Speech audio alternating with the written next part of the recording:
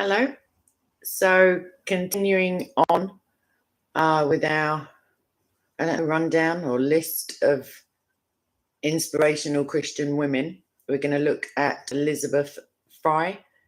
I guess she's in the consciousness of the British people only in as much as she was once commemorated on the £5 note. Other than that, prison reformers, I guess, will know of her. She's not too widely known, unfortunately, now. So anywho, I can see the chat and I'm just going to crack on. So her significant dates, i.e. her birth and her death, were 1780 to 1845. And good morning. She eventually became a prison reformer. She visited Newgate, which was, I feel like potentially it was a debtor's prison, but that's just in my brain somewhere. And the results of what she saw fundamentally changed her. Her life at that time wasn't utterly set in things of God. However, well, I think maybe it was actually, but she had a tumultuous journey. Either way, the hundreds of women that she saw, the babies who were present, because women were incarcerated with their babies at that time, the filth, the fact that she witnessed a dead baby having their clothes removed in order to keep warm a live baby, the buckets of filthy water, the toilet conditions, the filthy straw that served as like some means of hygiene, I guess, or comfort, neither of which played out. She struggled with that view. And the day after she had been there, that day she went home, took a bath, changed her clothing. But the next day she went back, and this time she went back armed, I don't think is overstating it, with warm baby clothes, clean straw blankets, and her indomitable spirit. So she and a friend who accompanied her this time distributed these supplies, these gifts. They helped to dress the babies in the warm flannel clothing. They comforted the mothers. Her lifelong ministry was as a prison reformer, and it began basically then. So she wasn't, like, God's providence is pretty amazing. She wasn't at all, even by those who knew her, an obvious choice, as it were, an obvious candidate for like what was grueling and emotionally distressing work, such as that she took on. She was considered herself delicate as a child. She suffered throughout her life, as so many of these women now, I come to think of it. Sorry, I'm just going to cancel this call. So she suffered anxiety, illness of one form or another, and depression. It can genuinely be said that these things plagued her throughout her life. Nervousness, stomach upset, which often accompanies nervousness, remorseless toothache, all these things combined and conspired, I guess, to isolate her from her siblings, from her peers, from other people. These other people found her to be withdrawn, shy, socially awkward. And at 13, Elizabeth's mother died, and this compounded what was already a nervous and, as I said, awkward young lady. And her self-isolation intensified greatly at this point. And there's a quote: "Her dark moods hung like thunderclouds over the house and created an oppressive atmosphere." So spiritually, she also struggled. She was inclined toward religion, and yet struggled with what she considered to be worldly temptations. And she was torn between between doing what was right and doing what felt right. And when she did succumb or allow herself to enjoy things such as dancing or socializing, within her journal that she kept for many years, she would rebuke herself, for frivolity. She also, it should be noted, struggled from extended periods of skepticism. And she says, my mind is so much inclined to skepticism and enthusiasm that if I argue and doubt, I shall be a total skeptic. And this is another journal entry. If on the contrary, I give way to it and, as it were, wait for religion, I may be led away. So she's recognising her frailties and her limitations, as it were. So in the midst of all of this conundrum, she met the American Quaker William Savery, and he had come to England to preach at a meeting of friends, which is a Quaker term for like a service. And as she sat there at the front, and as she listened to him advocate for peace,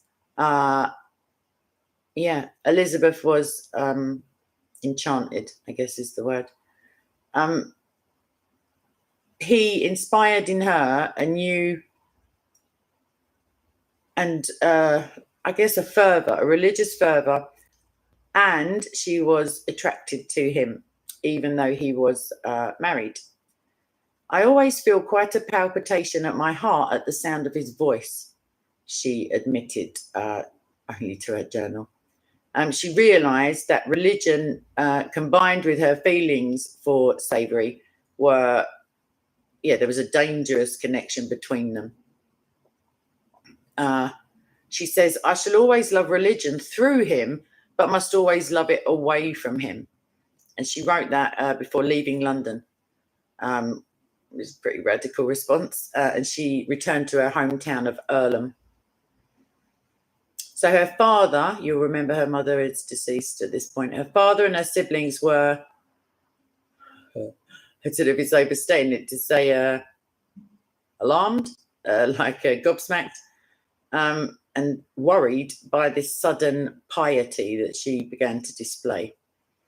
And to them, at least, it was obvious that something had transformed her. She eschewed luxuries. She wasn't having it. She refused to go shopping with her sisters for, silk gowns and slippers and stuff. She read the Bible almost constantly. She also abstained from singing, from dancing, and to top it off, she began to attend meetings twice on Sundays in the tradition of the Plain Quakers, which is a subset. Still, however, she remained conflicted. She didn't wish to alienate her family by adopting the thee and the thou language of the Quakers, whom she greatly admired. She did, on occasion, succumb to or acquiesce to her family's pressure to go dancing and to go to the occasional party. But for the most part, she remained firm in her hope and aspirations to adopt the plain Quaker life. Even acting right will sometimes bring dissensions in a family, she said in her journal. She finally convinced her father and her siblings that her Quakerism was not a fad or a whim or a passing fancy. And by the time she met her future husband, who was a Quaker also and a banker who was called Joseph Fry, she was essentially a plain Quaker in her speech, in her dress, in her heart, and they married in 1800. She didn't, not unusually, she didn't adapt well to married life.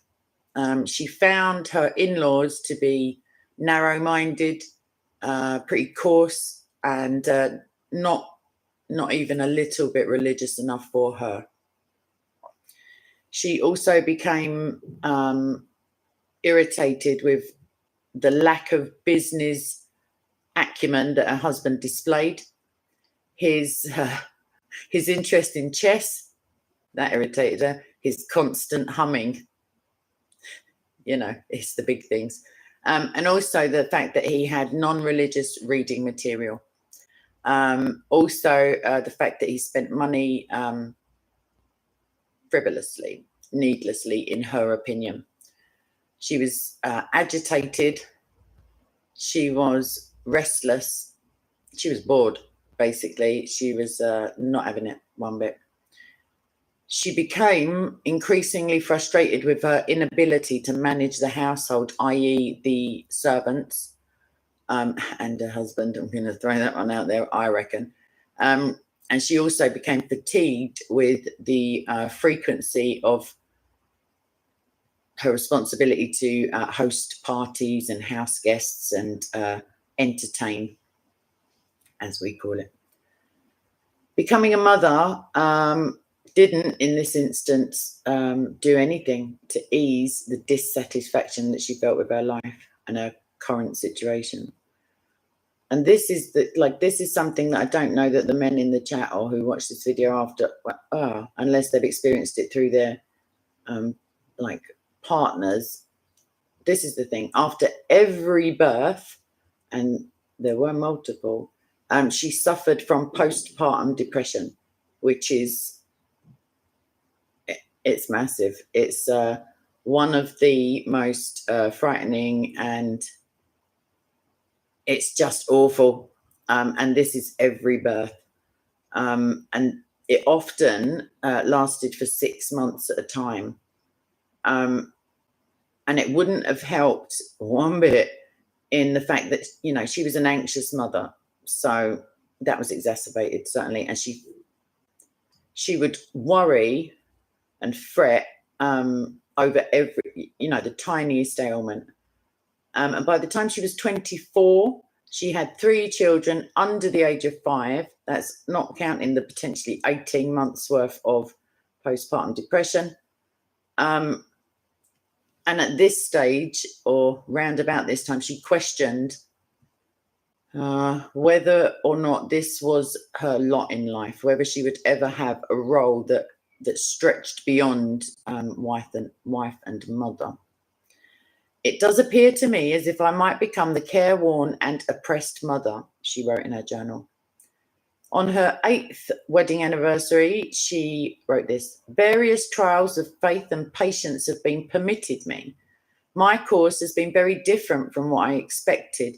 And instead of being, as I had hoped, a useful instrument in the church militant, here I am, a careworn wife and mother, outwardly nearly devoted to the things of this life. So 9 years after she was married, in 1809, her father died. And this changed the entire course of her life. Previous to this, she had regularly attended Quaker meetings, but she had never publicly testified to her faith. And of those times when she was tempted, I guess is the word. Yeah, when she felt the inclination to get up and testify publicly, she became so overwhelmed with anxiety that her body would physically and uncontrollably shake. And she also recorded that she feared at these times she would faint. The death of her father somehow, and his lifelong disapproval, frankly, of her religious choices, this freed her. His passing freed her to be able to speak without the amateur dramatics, without the fear. And she felt, this is what she wrote anyway, like a bottle that has been corked up and pressed down, and now there is an opening inside. There is much to run out.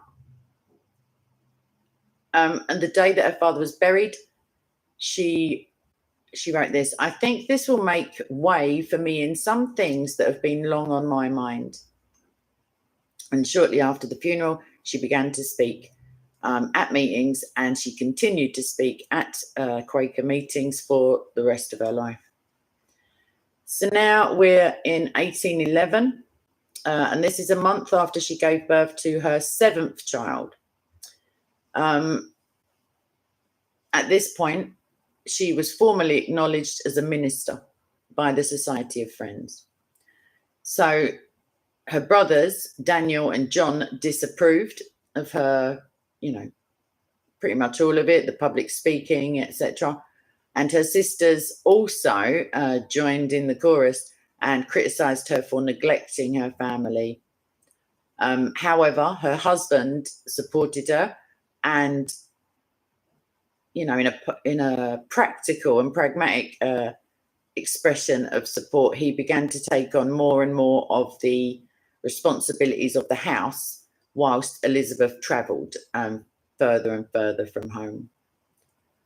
And when Stephen Grelet, who was an aristocrat, a French aristocrat, who'd settled in America and converted to the Society of Friends, the Quakers, when he visited Newgate Prison in 1813, and was witness firsthand to the utterly degrading, appalling conditions, that's an understatement as well, he almost immediately thought of and summoned Elizabeth, who was already at that point well known for her compassion towards the poor of London.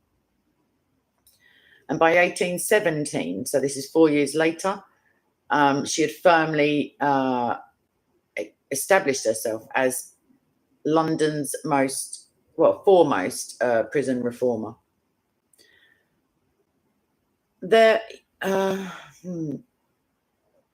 A snapshot of the time would be helpful maybe at this stage, because she did advocate and was not frequently successful initially, because the the boards of governors that she would have approached and the relevant bureaucrats who fashioned the penal system that we had at that time, which again was awful. She didn't, with individuals, she didn't seem to have much sway, but she did advocate for better prison conditions, unsurprisingly. And this included adequate food, adequate clothing, a little more space.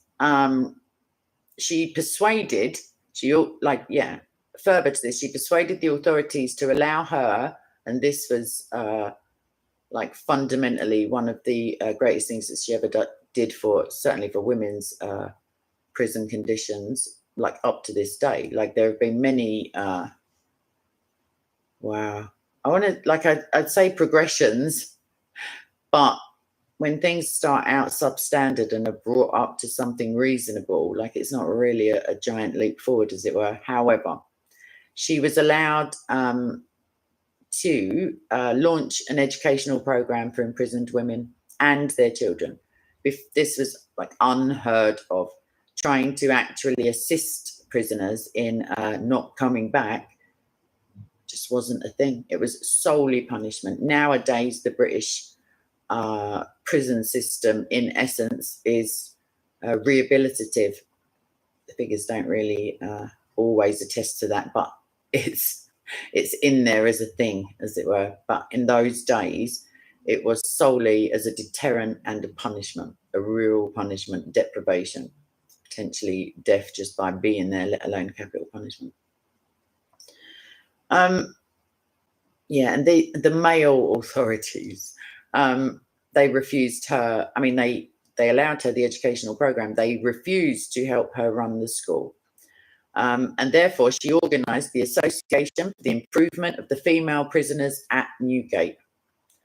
And this organisation consisted in its hierarchical structure of 12 Quaker women who alternated daily visits into the walls of Newgate in order to deliver this program. And this program included an introduction to the scriptures.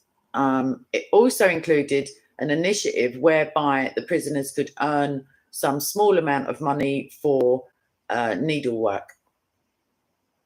And Elizabeth also managed somehow to enlist the unanimous consent by the inmates when it came to formulating and instituting the 12 rules of this program. And these included appointing a supervising matron, allotting a period in the morning and the evening for reading scriptures, assigning specific work tasks, the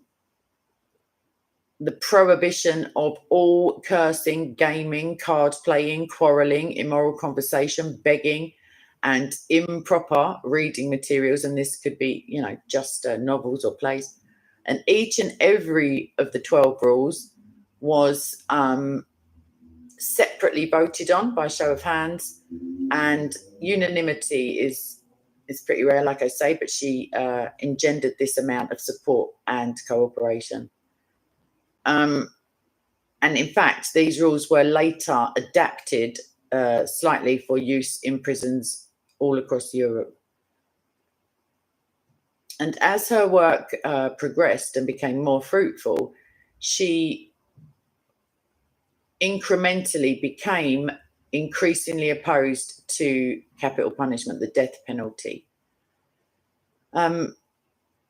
Another snapshot of history. At this time, British people, certainly English people within the English penal system, could be executed for more than 200 separate offences.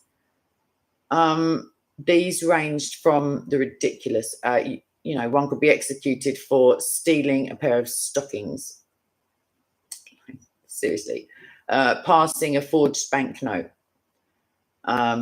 Stuff that today would potentially be dealt with civilly as opposed to criminally, or at least, would not even elicit a custodial sentence.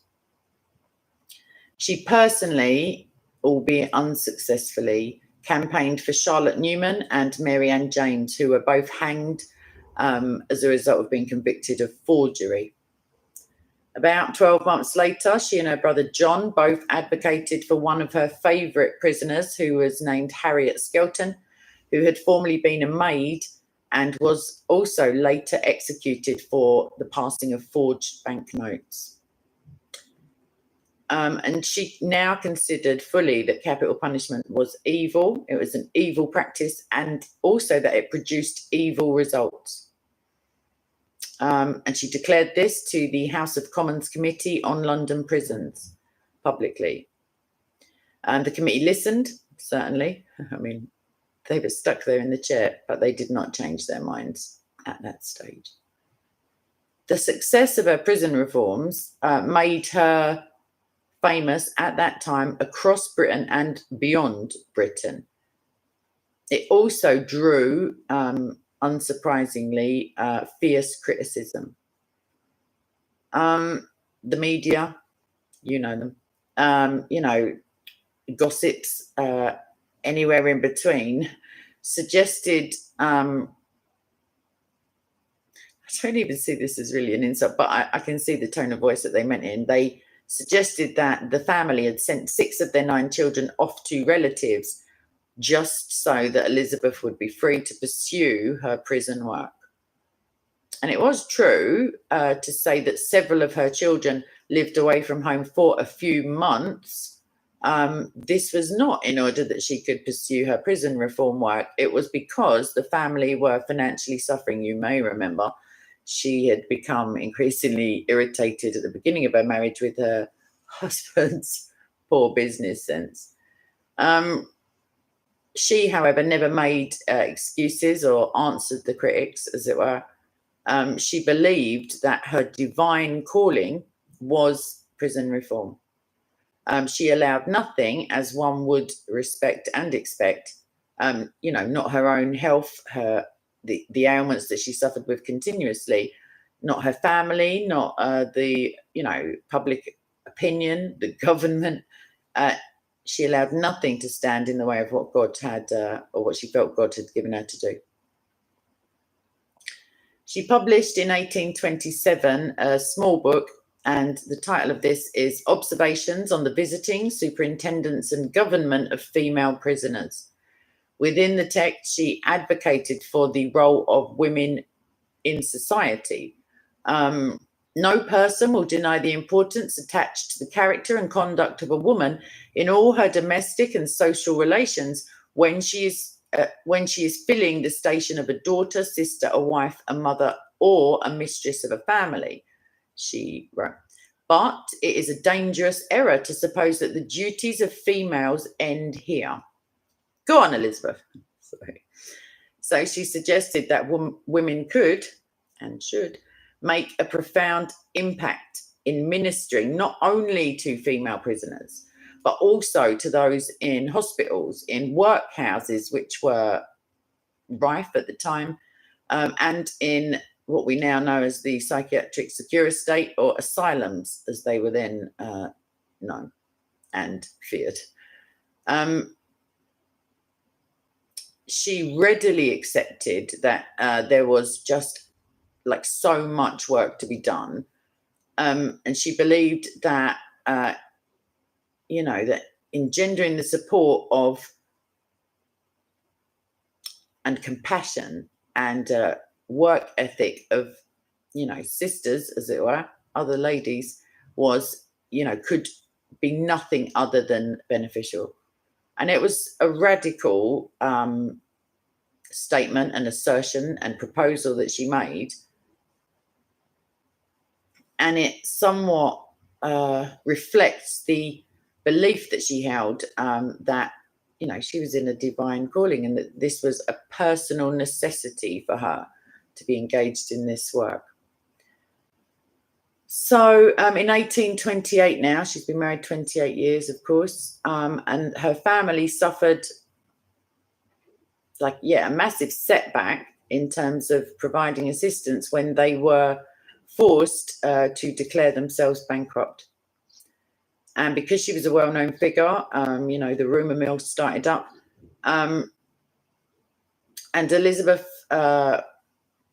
was quite openly accused of funneling money from her husband's account in order to assist the Newgate Association and other charities with which she was associated.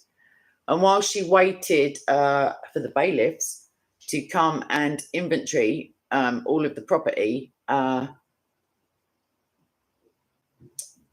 she recorded loads of stuff in her journal, but she just took a moment to, make a special note of her surroundings. I think she was pretty much shell-shocked at this point that she no longer owned anything, and that included a house. And despite the fact that her land, her furniture, her home were all confiscated, she, at this point, thanked God for the blessings he bestowed upon her. And as soon as Sunday rolled around, she stood up in her meeting and testified that she loved and trusted God in times of adversity as well as prosperity. And that's it's not as easy as it sounds. I mean, it's the correct posture, but it's difficult not to lick your wounds, as it were. So her siblings at this point stepped in. They were pretty generous, gave them, the family, a substantial amount of money. Although this was the case, they were forced to fold their bank entirely, relinquish the business, which was still viable commercially, tea and coffee importing business. They ceded that, as it were, to Elizabeth's brothers. And Joseph remained involved only as a paid employee. They were forced, obviously, to move from the country house, quite a big one that they had enjoyed, to a this is a drop in social standing, if anyone knows London, to West Ham. You may know it because it has a football team associated with it, but like a suburban home as opposed to a country house. And this home was offered to them by Samuel, who was Elizabeth's brother. If that's not bad enough, like the financial ruin and being close to, just without the goodwill of her family, she would have been destitute. Greater than that, excuse me, she faced public disgrace and dishonor. So 6 short months, or they may have felt longer, after they were declared bankrupt, or he was declared bankrupt, Joseph was formally disowned by the Religious Society of Friends, Quakers, obviously. Elizabeth was still permitted to participate in the yearly meeting and to attend meetings, but was obviously painfully aware of her diminished position within the organisation. She was still a minister, and she refused to abandon that part of her calling. Not long after this financial ruin, destitution, she ignored the cautions of her brothers and sisters, who insisted that it wasn't correct for a lady to continue this religious work, and she left for Stamford via stagecoach by herself in order to visit another prison. And a stroke is the thing that she finally succumbed to a stroke in 1845 and died. And her daughters forensically scoured the 44 volumes, if you don't mind, of her diaries, her journals, and they took out, they censored and removed all traces of their mother's weaknesses or, struggles. And biographers pretty much canonized her at this point. She was viewed by many of them as saintly, as a saint. However, whilst the original unedited versions of her diaries, and the the portraits that were produced biographically nowadays in more recent times, they do, there's no condemnation in it, but they do divulge to us her flaws. At the same time, they reveal to us a more relatable, a more satisfying, if that's the right word, a more complex portrait of this. She's pretty amazing. To stroll into Newgate and and to begin educating and edifying, taking in the scriptures with her and proclaiming Jesus is pretty. It's up there in my book anyway. I don't know about your book. It was the uncovering or the rediscovering of these weaknesses and her character flaws by which we're able to relate to the truth of Elizabeth.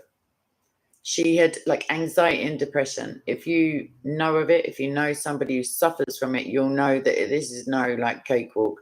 But her entire life was plagued with anxiety and depression. Not only that, her role as a mother and as a wife was a source of, I think, constant struggle for her.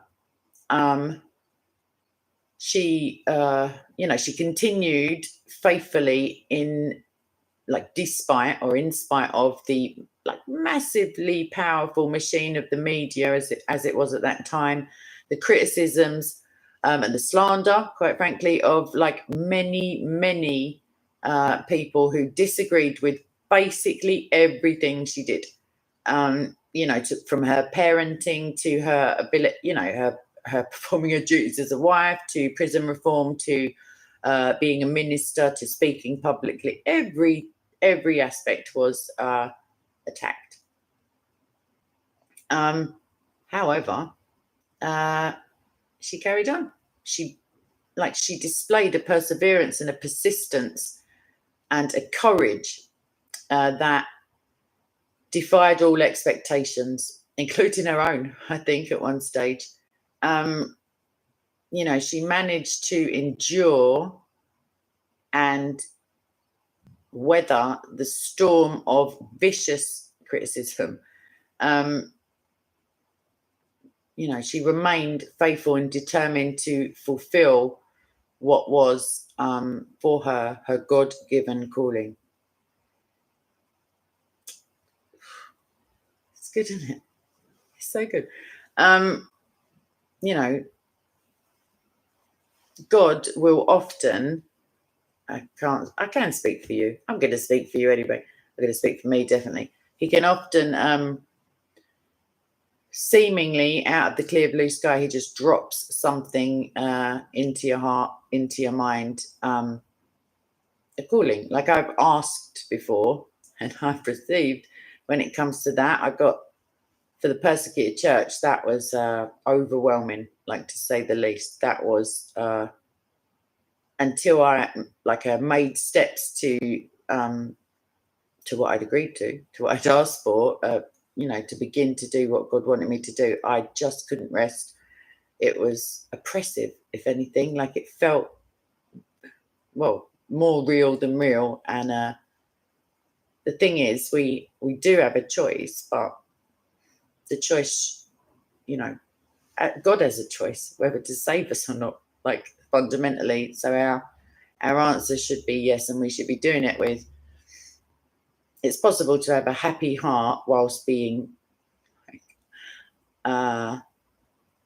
utterly aghast at for Elizabeth, the degrading and dehumanizing elements of the prison system, or if she'd have chosen the persecuted church, like just the unceasing, like wave upon wave of horrific, heartbreaking stories, like certainly the ones that I waded through, they're not, you got a choice to say yes, and it's possible to do it happily, even though it's so saddening, because God's promises are true, and that's it.